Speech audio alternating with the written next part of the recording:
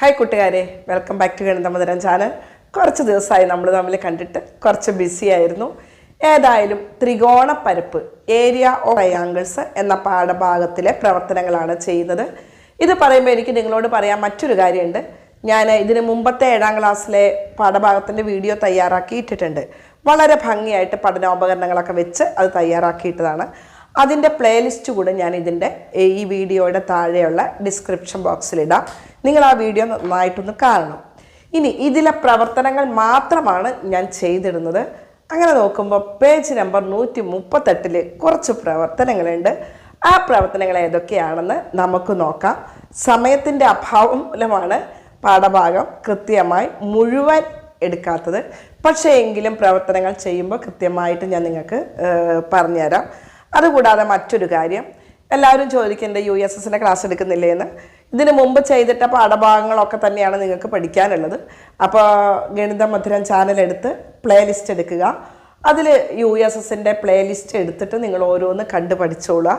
പിന്നെ ഞാൻ കുറച്ച് റിലാക്സ് ആകുമ്പോൾ നിങ്ങൾക്ക് വീഡിയോ ഇടണമെന്ന് വിചാരിക്കുന്നുണ്ട്. നോക്കട്ടെ, കഴിയുന്നതുപോലെ ഒക്കെ ചെയ്യാം. ഓക്കെ, അപ്പം നമുക്ക് 138 പ്രവർത്തനങ്ങളിലേക്ക് കടക്കാം. ഇതിലുള്ള ചോദ്യം ഞാനൊന്ന് വായിക്കാം. Now can you calculate the area of the triangles shown below. അതായത് ചുവടെയുള്ള ത്രികോണങ്ങളുടെ പരപ്പളവ് കണക്കാക്കുമല്ലോ. ഇതാണ് ചോദ്യം. ആദ്യത്തെ ചോദ്യം നമുക്കൊന്ന് നോക്കാം. ഇവിടെ ഒരു മഞ്ഞ കളറിൽ, ഒരു ഇളം പച്ച കളറിൽ ഒക്കെയുള്ള ഒരു ചിത്രമാണ്. ഒന്നാമത്തെ ചോദ്യമാണ്.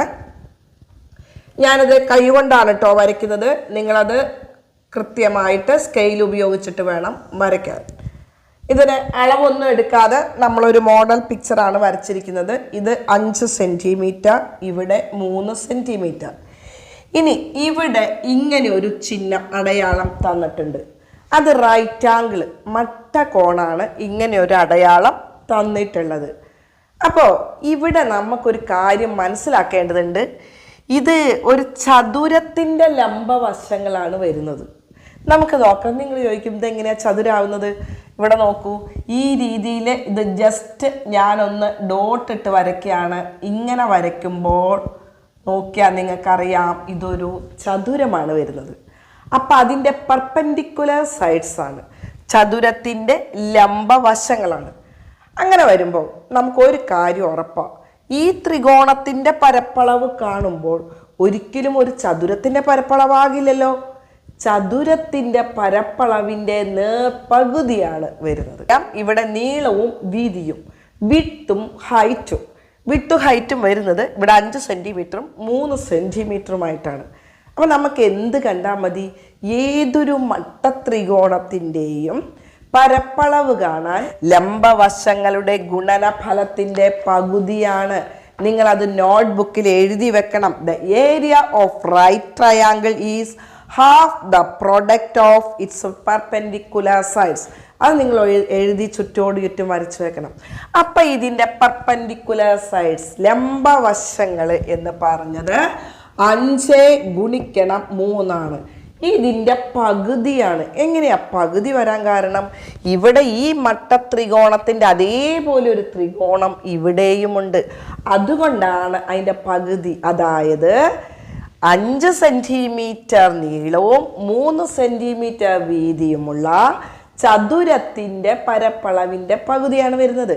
അപ്പം 5 × 3 ഗുണിക്കണം അരയാണ് വരുന്നത്. അപ്പോൾ നമുക്കറിയാം 5 3 15/2. 15/2 എന്ന് പറഞ്ഞാൽ 15ൻ്റെ പകുതി കാണണം. അപ്പം 14ൻ്റെ പകുതി നമുക്കറിയാം 7 ബാക്കി 1ൻ്റെ പകുതി 7.5. 7.5 നമുക്ക് ഇങ്ങനെ എഴുതാം, അല്ലെങ്കിൽ 7.5 സെൻറ്റിമീറ്റർ സ്ക്വയർ. ഇതാണ് ഈ ത്രികോണത്തിൻ്റെ പരപ്പളവ്. കൂട്ടുകാർക്ക് മനസ്സിലായല്ലോ? അങ്ങനെയെങ്കിൽ നമുക്ക് അടുത്ത ത്രികോണം ഒന്ന് നോക്കി നോക്കാം. അടുത്ത ചോദ്യം തന്നിട്ടുള്ളത് ഇതേപോലൊരു ചിത്രമാണ്. അവിടെയും മട്ടത്രികോണമാണ് എന്ന് തെളിയിക്കാൻ വേണ്ടി ഇവിടെ ഒരു ചിഹ്നം തന്നിട്ടുണ്ട്. ഇതാണ് പെർപെൻഡിക്കുലർ സൈഡ്സ്, ലംബവശങ്ങൾ. ഇത് 5 സെൻറ്റിമീറ്റർ, ഇത് 4 സെൻറ്റിമീറ്റർ. ഉടൻ നമ്മുടെ മനസ്സിലേക്ക് ഓടിയെത്തണം 5 4 20, 20ന്റെ പകുതി 10. അതല്ലെങ്കിൽ ഏതെങ്കിലും ഒരു വശത്തിൻ്റെ പകുതി എടുത്താൽ മതി. ഇനി ഇതൊക്കെ പറയുമ്പോഴും നിങ്ങളുടെ മനസ്സിലുണ്ടായിരിക്കേണ്ട ചിന്ത, ഇതേപോലെ ഒരു മട്ടത്രികോണം എവിടെയുണ്ട്? ഇവിടെയുണ്ട്. അതുകൊണ്ടാണ് നമ്മൾ പകുതി എന്ന് പറയാൻ കാരണം. അപ്പം നമുക്ക് എഴുതാം എന്താണ് പെർപെൻഡിക്കുലർ സൈഡ്സ് ഏതൊക്കെയാണ്? 5 സെൻറ്റിമീറ്റർ, 4 സെൻറ്റിമീറ്റർ. അടുത്ത സ്റ്റെപ്പ് എഴുതാം ഏരിയ ഓഫ് റൈറ്റ് ട്രയാങ്കിൾ, മട്ടത്രികോണത്തിൻ്റെ പരപ്പളവ്. അത് എഴുതിയിട്ട് നിങ്ങൾ എഴുതുക 5 ഗുണിക്കണം 4 ഇൻറ്റു ആര. ഇങ്ങനെ എഴുതിയാലും നമുക്ക് 5 ഗുണിക്കണം 4/2 എന്ന് എഴുതിയാലും ഈക്വലാണ്, തുല്യമാണ്. ഇനി ഇവിടെ ഞാൻ നിങ്ങളോട് മറ്റൊരു കാര്യം പറഞ്ഞു, 4ന്റെ പകുതി എടുത്താൽ മതി. 4 സെൻറ്റിമീറ്റർ, അതിന് 2 കൊണ്ട് ഹരിക്കുമ്പോൾ 2 കിട്ടും. ഇവിടെ നോക്കൂ, 2ഉം 4ഉം കൂടെ വെട്ടിപ്പോയാൽ 2. ഇത് തന്നെയാണ് ടീച്ചർ പറഞ്ഞത്, 4ന്റെ പകുതി എടുത്ത് ഗുണിച്ചാൽ മതിയെന്ന്. അപ്പം നമുക്ക് എത്രയാണ് കിട്ടുക? 5 × 2 = 10 സെൻറ്റിമീറ്റർ എന്ന് എഴുതിയാൽ പറ്റില്ല. സെൻറ്റിമീറ്റർ സ്ക്വയർ അല്ലെങ്കിൽ ചതുരശ്ര സെൻറ്റിമീറ്റർ.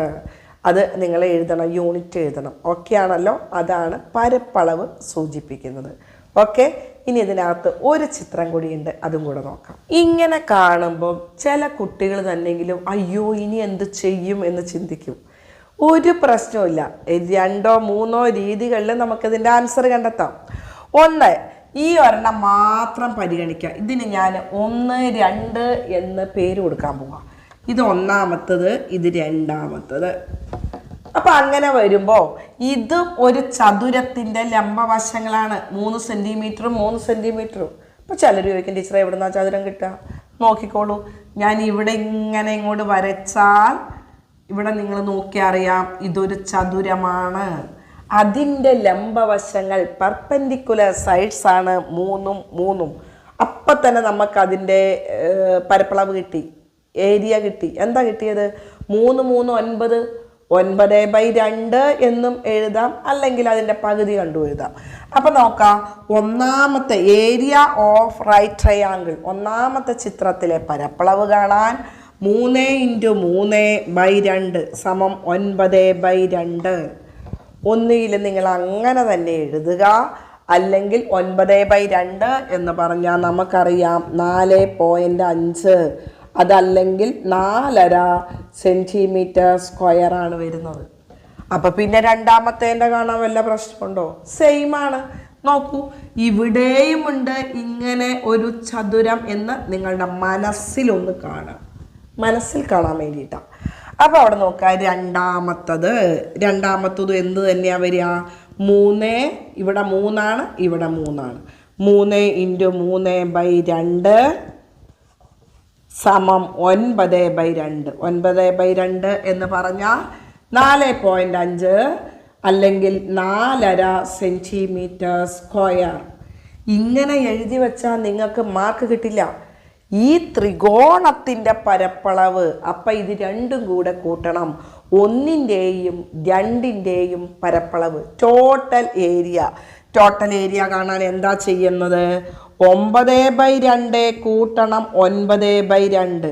അപ്പം ഇങ്ങനെ ചെയ്യുകയാണെങ്കിൽ 9 9 18/2 എത്രയാണ്? ഇത് വെട്ടി ചുരുക്കും 9 സെൻറ്റിമീറ്റർ സ്ക്വയർ.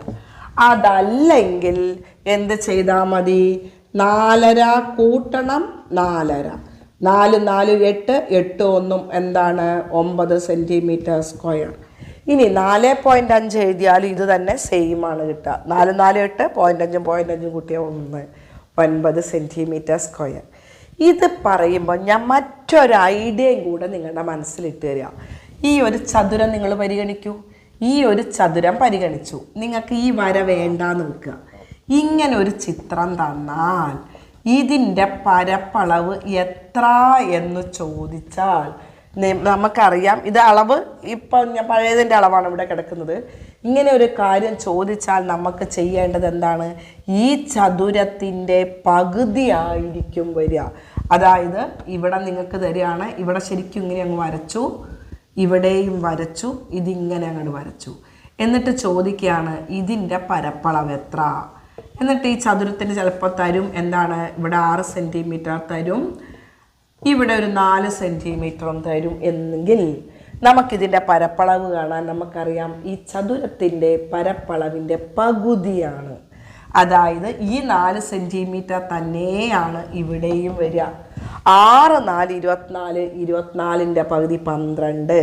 അതല്ലെങ്കിൽ ഇവിടെ 4 എടുത്താൽ അപ്പോഴും നമുക്ക് എന്ത് ചെയ്യാം, ഇവിടുന്ന് ഇങ്ങോട്ട് ഈക്വലാണ് അല്ലേ. 3 4 12, 12ൻ്റെ പകുതി എത്രയാണ് വരിക, 6. 6 6 12 രണ്ടിൻ്റെയും. ഇനി അതല്ലെങ്കിൽ 6 4 24ൻ്റെ പകുതി 12 സെൻറ്റിമീറ്റർ സ്ക്വയർ.